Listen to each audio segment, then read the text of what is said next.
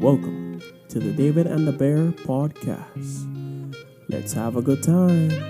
Yes, sir. Welcome back, everybody. Welcome to another episode of the David and the Bear podcast, episode number 5. So I stay here with a special guest, Aunty Shaveh. Hi, everybody. She's one of my friends, one of my close friends, her mom. I've been friends with her daughter and also her daughter's boyfriend for like 4 or 5 years. Nah, not even longer than that. I feel like been friends since like elementary, I think. But yeah. So she's an amazing lady. They live out in the great state of Nevada. I'm not gonna pinpoint one address. It's just gonna stay in a state. Met them in Hawaii and all that kind of stuff. So I believe, 1, 2, 3. She had four kids, that kind of stuff. Hardworking individual, from what I've been told from her daughter. No, Alana. I get beef with her, but nah. um, but she's great. So without further ado, I can let her do the rest of the talking and the introductions. Hi, everybody. So, my name is Shaveh. I am Alana's mom, who is good friends with Devon. And I was asked to jump on this podcast and share a little bit about myself. So I said, "Wow, that's cool. Never done this before, but I'm always open to sharing my story whenever I can, and hopefully inspiring other people." And um, yeah, that's pretty much it. Yeah, so I guess we're gonna jump right into the questions. No, we're just gonna dig a little bit into the background, okay? So I met Alana in Hawaii. Just making sure you was born and raised in Hawaii too, and all that kind of Yes, I stuff. was. Yes, I was. Out on the Born. Cooley side, or I was born and raised in Waianae. My dad's side is from Makaha, and my mom is from Nanakuli. I was born and raised in Waianae, but I ended up settling in Nanakuli for the more latter part of my life. So I'd say I'm pretty much from the west side. I don't want to say Waianae or Nanakuli. I'm pretty much the whole west side to me is one side. But I mean, depends who you're talking to. A lot of people know me, like I said, from Nanakuli. So yeah. so growing up out west, we always get those stereotypes of we get bangers, we get fighters, we get all the bad people on our side. How's those stereotypes when you were growing up? Oh yes. Definitely. The West was kind of a rough place to grow up when I was younger. I like to say it settled down a little bit. Like, as far as just the culture of how people are raised, like I guess it was more so you felt like everybody grows up with respect. They treat each other good. You be disrespectful, people handle the disrespect, and then you learn your lesson to, you know, respect others when you Yeah. growing up, and if as long as you respected everyone, you was good. So how do you feel your kids grew up, or how have you raised your kids differently than or have your kids grown up differently than what you've seen, or how you've been raised, and how does that differ and all that kind of stuff? Oh, definitely, definitely. So I like to say, or well, when you're from Hawaii, a lot of people consider old school as, like I said, everything is raised on respect. You Mhm. respect your elders, you respect your family, there's lots of like unspoken things, but when you just know, right? Talk back, swear, hit other, just basically treat them how you want to be treated. But how I grew up was around a lot of, I hate to say it, but drugs and all kinds of abuse going on. I came from a kind of rough childhood. We were put in foster homes when I was just in the 6th grade. I lived with family. It was foster, but it was family, as in, my mom's brothers and sisters helped raise us, but we did hop from, Mhm. sibling to sibling's house. So we kind of just like, after a while didn't really feel like we had a home. It wasn't stable, since we moved around so much, changed different schools. So I like to say, definitely different from how I raise my kids. Mhm. I have four. My two older are from one person, and my two younger is from a guy that I'm with now. But my two older kids, they had a good upbringing when I was with their Mhm. dad. Pretty much not having a lot in Hawaii made me feel like I had to be or do that much more for my kids and not let them feel like, they had to go without for any reason. So Mhm. they lived a pretty good life. And then me and their dad split. We split up. The relationship was not great, came to a not great point.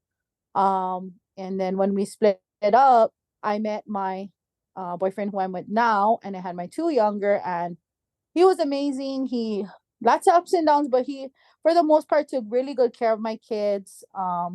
He didn't really have to handle much with them. I always, did whatever I needed to do for them. Taught them the right way.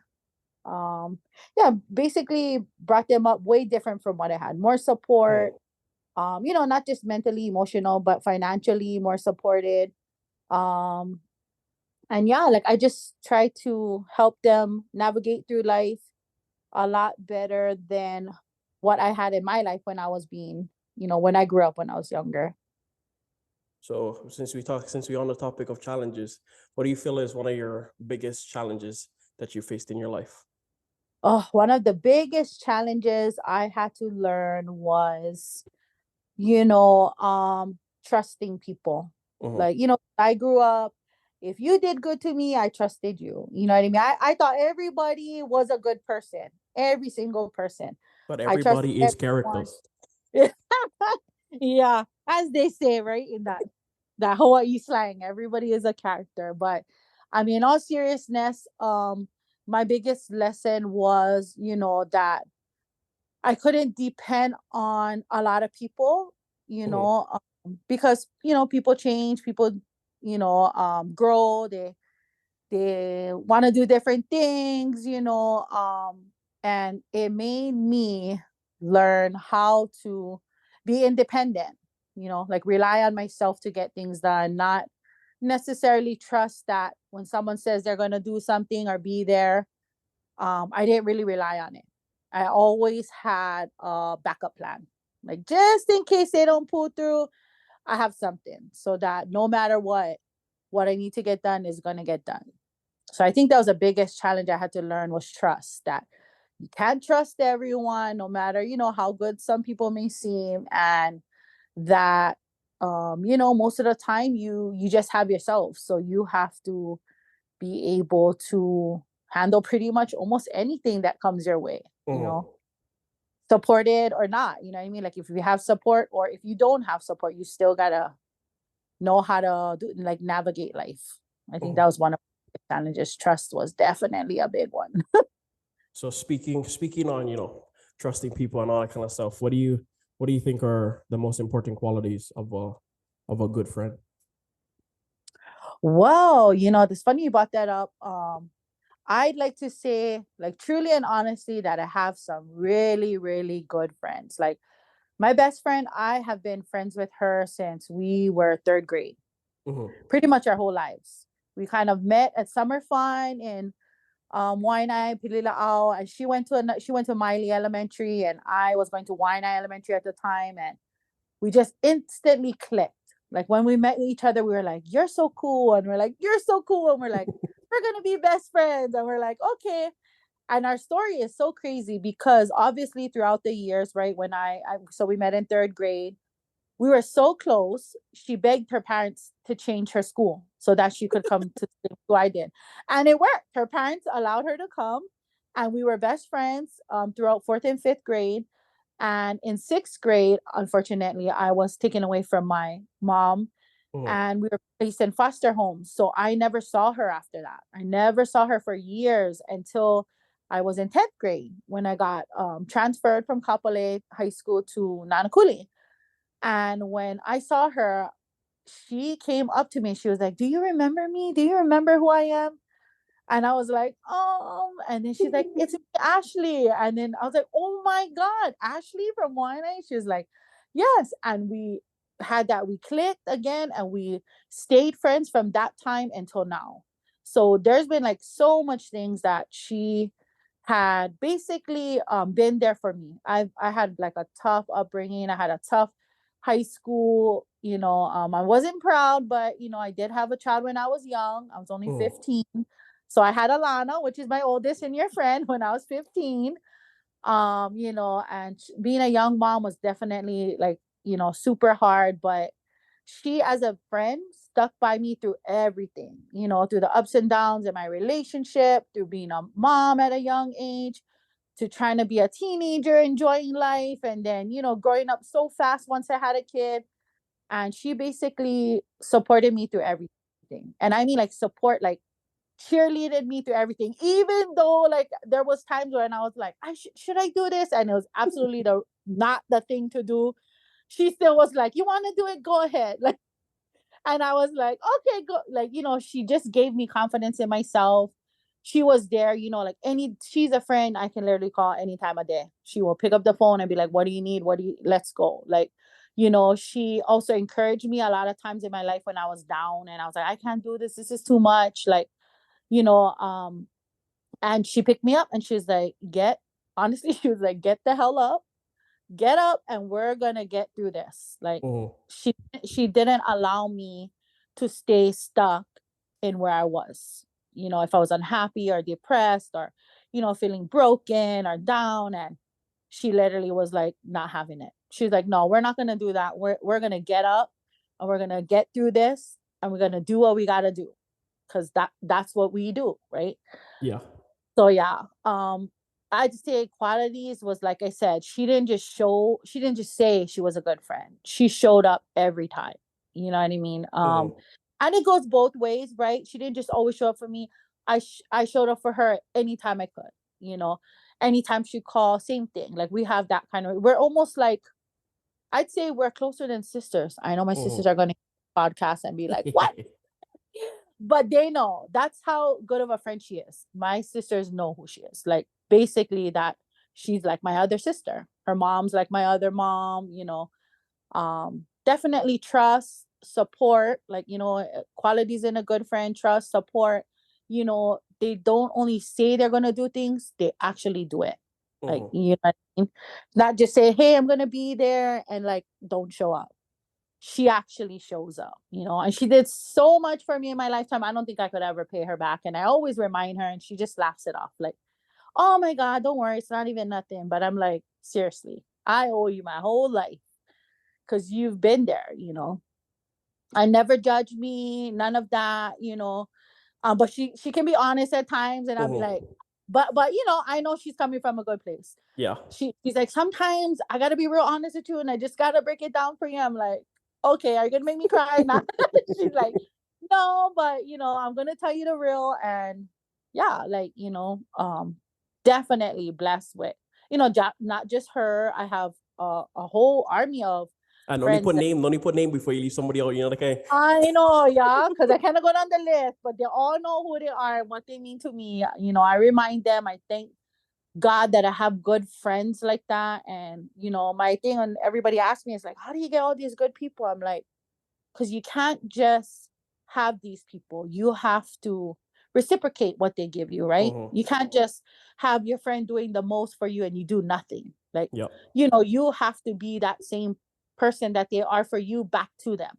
That's what I feel like keeps the relationship going for years and years. Once you stop putting the effort into your friendship, then I feel like that's when your friendship starts to kind of fall apart. But thankfully, all my good friends, they're all still my good friends to this day. And, they all have different similarities and qualities, but most of them share the same thing. I can Mhm. trust them. They support me. They, truly are happy for me. Yeah, just those things are the main things. But yeah. So tapping tapping back into your childhood a little bit. Mm-hmm. I know you mentioned about the foster care system and all that kind of stuff, and then growing up in the abusive household, and then to you know having a teen pregnancy and whatnot. Mm-hmm. Using all the information that you have now, like Mm-hmm. as an adult now, if you could tell your younger self one thing, like let's say we're able to go back into time and it's like right before you get taken Mhm. out of your parents' house or whatever, what is one thing that you would tell your younger self? What is one thing that you would tell your younger self? I would definitely tell her that, you know, she can get through anything she sets her mind through, and that at the time, what seems like life is hard, life is scary, life is, you don't know, right? There's the unknown. Um, that first of all, right? If you know God, you can Mhm, get through anything, you know. Um, I know it sounds kind of crazy, but I grew up in different religion. Like my mom is Jehovah Witness, so heavy into that. I don't really remember. I remember going to church a lot, but not remembering anything about it. So if you ask me anything other than if I know who God is, yeah, I know who God is. That's about it. That's all I know. I never knew any story in the Bible, nothing like that. And what I got out of, her religion was a lot of like strict things. We didn't celebrate birthdays, holidays, anything. So we had a pretty much, rough childhood. And then, like I said, my mom shied away from church, got into drugs. There was a lot of things going on in our family, a lot of turmoil.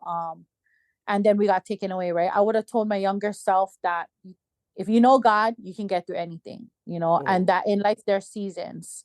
You have good seasons and you have bad seasons. But if you stick it out, it always changes. So even though it's bad, right? It's gonna be bad for a little bit. You stick it out, it's gonna change. And mhm. then even when it's good, it's gonna be good. You stick it out, and sometimes a bad, you might go through another bad season, but it just like stick it out, stay with God, and just trust that you'll find your way. Because I mean, through all of that, I definitely found my way. Being a young teen mom, I'm the first in my family. Also, I didn't mention, even though I had a kid super young, I'm also the first to graduate with a bachelor's degree. Oh, we love Nobody in that. my We love family, that. yeah, nobody in my family has a college degree. I finished high school on time, even though I had a kid in 10th grade, right? I still graduated on time. I did what I needed to do. I worked really hard, to get where I'm at. I set my goals on, I'm not going to be a failure as a mom. I'm not going to become a statistic of the system. Like, no, I'm going to work my butt off, and I'm going to not just tell my kids, I'm going to show them, right, what is possible. You can come from this, a Mhm. broken home, going through all these things, right, and still come out on top.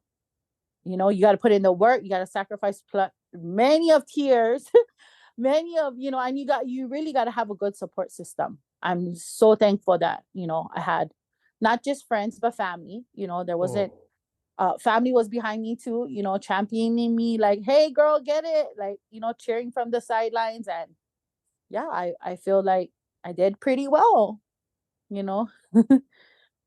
So moving on to the high because I can get and start crying if we stay too low. Start crying. Um, Well, what are your what are you most proudest of in your life? And you kind of say your four kids. You kind of say your four kids, or you can you put them know all that was together. my number one answer. You can put them Truly, you can put them all honestly. together. You can put or the three Yeah, things that you're I proudest of. know. The three things that you're proudest of, Truly, and you can. yeah, truly, you know what my answer was gonna be, right? Everybody that knows me knows I love my kids to death. Like, literally, when people say they love their kids, I just love my kids. Like, and honestly, that would be a tough answer if I couldn't use them, because I felt like up until I had my kids, Mhm, I didn't feel like I had a purpose, like a purpose in life, because my life was just so chaotic. Everything was happening bad after bad after bad. It was just seasons of just like, oh my God, like, how am I going to do this? How does anybody get through the lifestyle I live? Right. And obviously, I mhm, can't get super many detail about it, because there's a lot of people involved and a lot of things that, family might not want to be shared. But, um, just honestly, up until I had them, I felt like I had no real purpose in life. I was just going through the motions, just like trying to be a good person despite all the circumstances, try not to fall victim to the same things that run, drug use, mhm. alcohol use, none of that. When I had my kids, I told myself, now you have a purpose. Like, now you have a goal. Like, right now you have people that depend on you, and everything you do is going to revolve around them. Like, seriously, nothing I do revolves around me other than, showing my kids that what I want for them, I can do. Right. Because, as kids, you grow up, you're listening to your parents and you're like, oh my God, they're just talking. I don't want to hear none of them, what they have to say. Like, they want us to be all these things that they're really not. Right. Mm-hmm. But for me, I wanted my kids to grow up thinking like, wow, my mom holds me to all these high standards and she hasn't even done it. So, me, I was like, you know what? I'm not gonna just tell them, I'm gonna show them. I'm I, gonna I graduate think on we're gonna time, take right? that answer. I think we're gonna take that answer on Yep. it. Not Yep. gonna lie. It's literally my kids, yeah. It So is. the last question before I'm gonna open the floor to you to ask me any questions you like. Mm-hmm. Um, with everything that you went through and to the point where you're at now in your life, Mm-hmm. have you truly accepted and embraced who you are at your core? I would say yes. I've accepted why I do the things I do, why I push myself, why I challenge myself. I still feel like daily though, as I learn new things about, stuff that I might like or might not like or might not understand, I feel like it's always changing. But for the most Mm-hmm. part, I think I've accepted who I am in my core. Like, I think I've made peace with it. I guess the kind. We saw it from here. You get any questions for me before I ask you the closing question, and then we get out of Uh, here. You know the kind. yeah, I actually do. I wanted to ask, um, what inspires you um on the daily, like when what inspires you? Does people's stories inspire you to do what you do and share what you share? Um, honestly, just would probably have to be. I gotta think now. Hold on. I gotta think now. I had to give you a hard one, a little bit of a hard one. What inspires me? What inspires Yeah. me to do what I do? Honestly, just getting people's stories out there inspire me. Just hearing people share their story and being able to just sit back and listen. Um, and kind of allowing people to just open up and be vulnerable because I feel like there's no better feeling than being able to be vulnerable to somebody or to just be vulnerable because I feel like we unlock who we truly are once we become vulnerable because anybody can put on RBF and be good about it. You know, okay. So it's Hmm. like Yeah. it's one of those things of allowing other people to have just a safe space and like everybody knows the podcast can be aired out.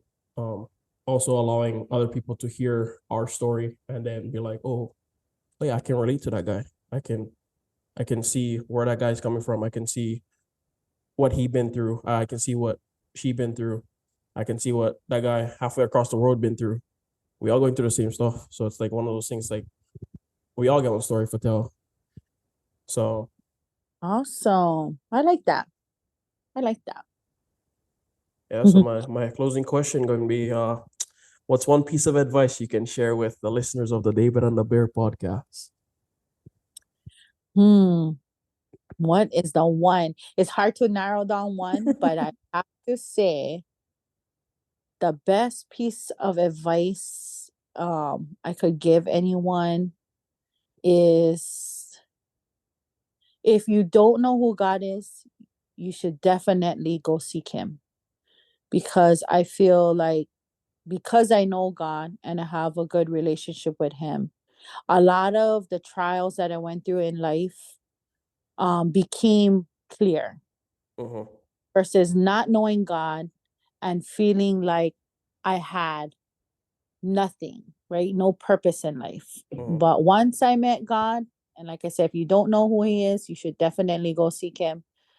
With no understanding God, knowing God, and loving God and following God, you can definitely do anything and get through anything. I'd say that's my piece of advice.